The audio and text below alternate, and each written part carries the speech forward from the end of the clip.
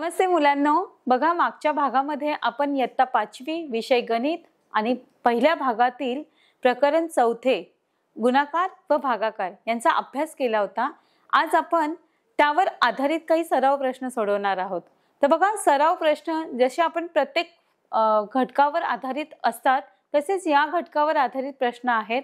त्या प्रश्नांना काही ऑप्शन्स दिलेले आहेत म्हणजे पर्याय आहेत आणि त्या पर्यायांपैकी आपल्याला एक उत्तर निवडायचं आहे।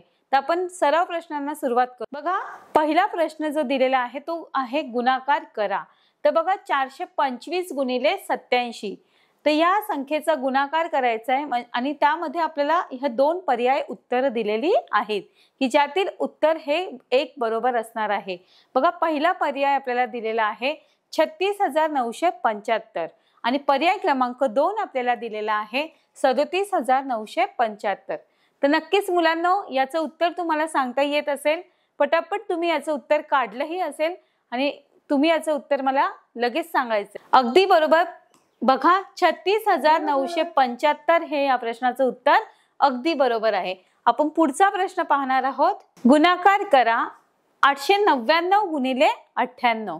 बघा 899 गुणिले 98 या संख्येचा गुणाकार आपल्याला करायचा आहे आणि याचं उत्तर आपल्याला शोधायचं आहे। पटापट तुम्ही उत्तर सांगायची आहेत मला। अगदी बरोबर, बघा पर्याय क्रमांक 2 हे या प्रश्नाचं उत्तर अगदी बरोबर आहे 88102।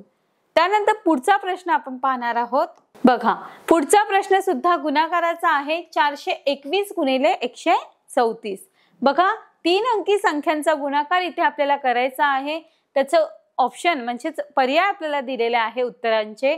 पहिला पर्याय आहे 56414, पर्याय क्रमांक 2 आहे 55614। तर या दोन पर्यायांपैकी एक आपलं उत्तर आहे मुलांनो। पटापट मला उत्तर सांगायची आहेत। अगदी बरोबर, पर्याय क्रमांक बघा 1 हे उत्तर अगदी बरोबर आहे 56414। आपण पुढचा प्रश्न पाहणार आहोत। बघा भागाकार करा 12030 या संख्येला भागायचा आहे। भागाकार करा हे पुढचा प्रश्न आपला आहे। त्यामध्ये आपल्याला संख्या दिलेली आहे 12030 या संख्येला 30 या संख्येने भागायचा आहे। हा भागाकार आपलं उत्तर आपल्याला पर्यायांमध्ये दिलेला आहे। पहिला पर्याय आहे 456 आणि पर्याय क्रमांक 2 आहे 401। तर याचं उत्तर नक्कीच तुम्ही काढलं असणार, पटापट मला उत्तर सांगायची आहेत। अगदी बरोबर मुलांना 401 हा भागाकार अगदी बरोबर उत्तर आहे, पर्याय क्रमांक 2। त्यानंतर आपण पुढचा प्रश्न पाहणार आहोत। भागाकार करा 90205 भागिले 67। बघा 67 या संख्येने 90205 या संख्येला भागायचं आहे। तर बघा आपल्याला पर्याय म्हणून उत्तर दिलेले आहे। पहिला पर्याय आहे 1546। बघा 1546 हा पहिला क्रमांकाचा पर्याय आहे। पर्याय क्रमांक 2 आहे 1346। या दोघांपैकी आपलं एक उत्तर आहे मुलांना, काय असेल? अगदी बरोबर, पर्याय क्रमांक 2 हे उत्तर अगदी बरोबर आहे 1346। Very good. पुढचा प्रश्न आपण पाहणार आहोत। भागाकार करा 63240 भागिले 37। बघा पर्याय आपल्याला पहिला दिलेला आहे 1709 आणि पर्याय क्रमांक 2 आपल्याला दिलेला आहे 1609। तर बघा या दोन पर्यायांपैकी आपलं एक उत्तर आहे। काय उत्तर असेल? काय वाटतं तुम्हाला मुलांना? पर्याय क्रमांक 1 हे उत्तर आहे की 2 आहे? अगदी बरोबर, पर्याय क्रमांक 1 1709 अगदी बरोबर उत्तर आहे। पुढचा प्रश्न आपण पाहणार आहोत। बघा मुलांना पुढचा प्रश्न आपल्याला बघायचा आहे की रिकाम्या जागी योग्य संख्या भरा। इथे आपल्याला एक संख्यांचा क्रम दिलेला आहे आणि आपल्याला शेवटची संख्या शोधायची आहे। तर बघा मुलांनो आपल्याला 6 ही पहिली संख्या दिलेली आहे, त्यानंतर 10 दुसरी संख्या आहे, 14 18 आणि 22 आपल्याला शेवटची संख्या शोधायची आहे। आपलं उत्तर असणार आहे 26 किंवा 28। आपल्याला दोन पर्याय दिलेले आहेत, मग या पर्यायांपैकी काय उत्तर असणार आहे ते आपल्याला पाहायचं आहे मुलांना। तर आपण आधी लक्षात घेऊया की हे कशा पद्धतीचा क्रम आहे।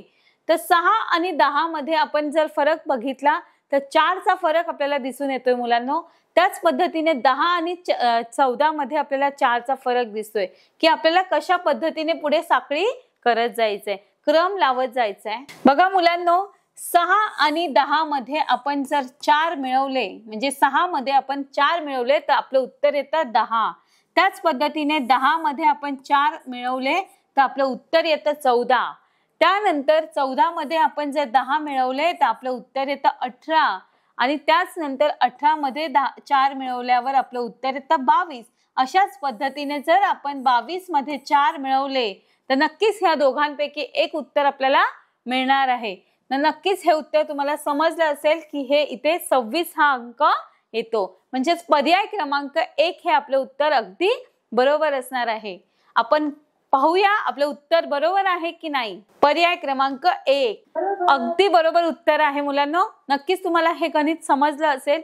आपण पुढच्या प्रश्नाकडे जाऊया। बघा मुलांनो, पर्याय आपल्याला दिलेला आहे 46 आणि 48। तर या दोघांपैकी एक उत्तर असणार आहे। जसं आपण आधीच्या गणितामध्ये +4 केले होते, म्हणजेच अधिक 4 मिळवले होते, तसे या दोघांमध्ये काय फरक आहे ते बघायचं आहे। बघा, आपण जर विचार केला तर इथे आपल्याला 8 मध्ये आपण 8 मिळवल्यानंतर 16 मिळतात। बघा, 8 दुने 16 म्हणजे 8 अधिक 8 म्हणजे 16। 8 अधिक 8 केल्यावर 16 आले, 16 अधिक 8 केल्यावर 24 येतात। 24 मध्ये परत आपण 8 मिळवले तर किती येतात? 32। 32 मध्ये आपण 8 मिळवल्यावर आपल्याला संख्या मिळते 40 आणि 40 मध्ये आपण जर 8 मिळवले तर आपल्याला उत्तर मिळतं 48। म्हणजेच आपलं उत्तर असणार आहे पर्याय क्रमांक 2। बघा मुलांनो, हा क्रम समजला असेल की आधीच्या उदाहरणामध्ये अधिक 4 करायचे होते, 4 मिळवायचे होते। इथे आपल्याला या दोघांमध्ये 8 मिळवत गेलेलो आहोत आणि त्याच्यानंतर आपल्याला उत्तर मिळालेलं आहे। तर अशा पद्धतीचे हे गणित आहे की संख्यांचा क्रम आपल्याला पुढे जोडत जायचा आहे। नक्कीच हे उदाहरण तुम्हाला समजलं असेल। आपलं उत्तर बरोबर आहे का ते आपण पाहूया। अगदी बरोबर उत्तर आलेलं आहे आपलं। आपण पुढचा प्रश्न पाहूया। बघा, रिकाम्या जागी योग्य संख्या भरा। आता इथे परत तशाच पद्धतीचं गणित दिलेलं आहे मुलांनो। 1, 2, 6, 24, 120। बघा मुलांनो, पुढचं आपल्याला गणित दिलेलं आहे, रिकाम्या जागी योग्य संख्या भरा। मागील जे 2 उदाहरणे आपण सोडवले होते त्यामध्ये आपल्याला संख्यांचा क्रम लावायचा होता आणि तशाच पद्धतीचा हे गणित आहे, हे उदाहरण आहे। बघा मुलांनो, इथे 1 ही संख्या दिलेली आहे, इथे 2 आहे, इथे 6 आहे, इथे 24 आहे आणि इथे 120 आहे। आपल्याला शेवटचा अंक, जी संख्यांचा क्रम आहे तो शेवटचा अंक शोधायचा आहे।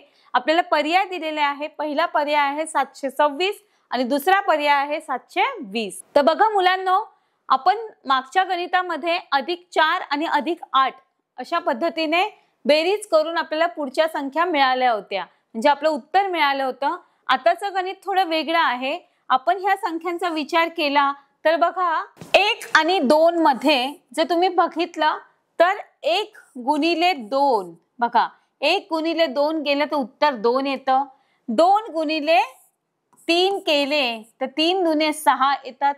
परत 6 ला आपण 4 ने गुणलं, 6 चोक 24 येतात आणि पुढे आपल्याला काय करायचंय, 4 नंतर 5 म्हणजे 24 गुणिले 5 केलं तर नक्कीच उत्तर 120 येतं। मुलांना करून पहा।